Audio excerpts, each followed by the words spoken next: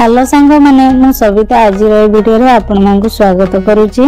आपण माने तो कुंदुरी भजा आ तरकारी खाइथिबे हेले केबे ता पत्र को खाइचंती कि आज आमे ता पत्र को यूज करके आमे पकोड़ा बनेबा तासो कखारु फूल भी मिसिबो।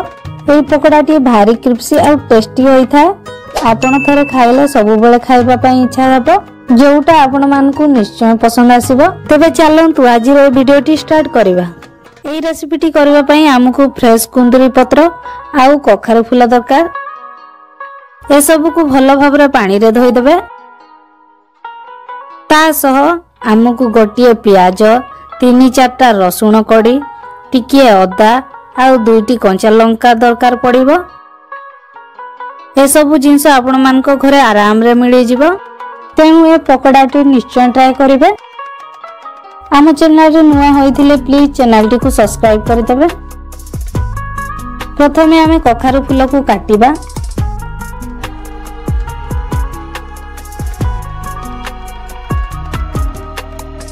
तापरे आमे कुंदरी पत्र को भी काटिबा। मु आगरु प्याज को काटी देइची आउ अदा रसुण को छेची की देइची। प्याज टा टिके लंबा हो जाइछि आउ टिके छोट काटी देबे। देखंतु मु प्याज आउ कंचा लंका को भी काटी दउची। चलंतु आगु को प्रोसेस करबा। एबे आमे गोटिए जगह रे सेथिरे 3 चम्मच बेसन ऐड करबा। तापरे आमे काटी रखिथिबा जिंस को पकेबा।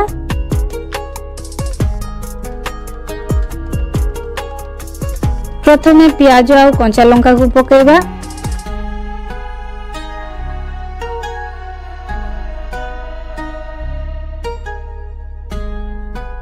तापरे काटी की रखिथिबा पत्र आउ फूल को भी ऐड कर देबा।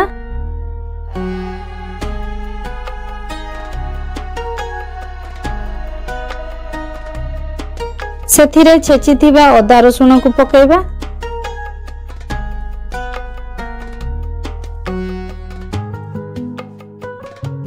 ता ऊपर टिकिए हळदी आउ लूण को ऐड करबा।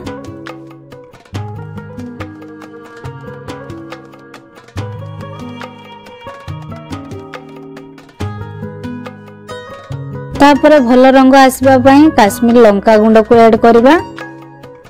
एटा ऑप्शनल आपण चाहिले याकू स्किप करि परबे।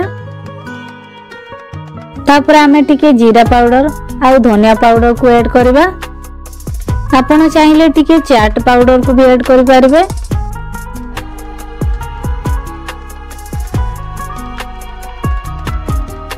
एबे आसंतु ए सब को मिक्स करबा।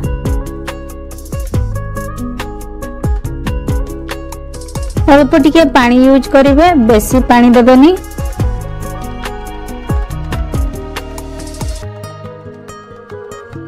देखंतु हमर मिक्सचर टी रेडी होई गला।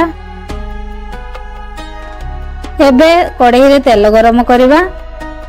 तेल गरम होला परे एही बैटर को हाथ रे नै टिके टिके करी पकाइबे।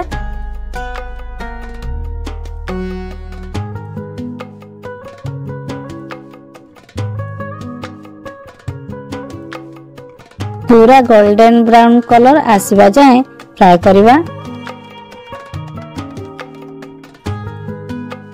एटा रेडी हेबा भितरे आपण मानकु गोटिए छोटिया रिक्वेस्ट एही परी वीडियो देखिबा पई हम चैनल को सब्सक्राइब कर देबे। देखंतु आम पकोड़ा टी रेडी होई जाईछि। एटा खूब कम समय भितरे होई थाए। तेणु या को थरे निश्चय ट्राई करिवे आउ केमती लागला कमेंट जणाइबे। आपनकु एई वीडियो टी भलो लागितिले हम चैनल को सब्सक्राइब करि देबे। आज पई एतिकी रहिली एबे विदाय दियंतु। नमस्कार, टेक केयर।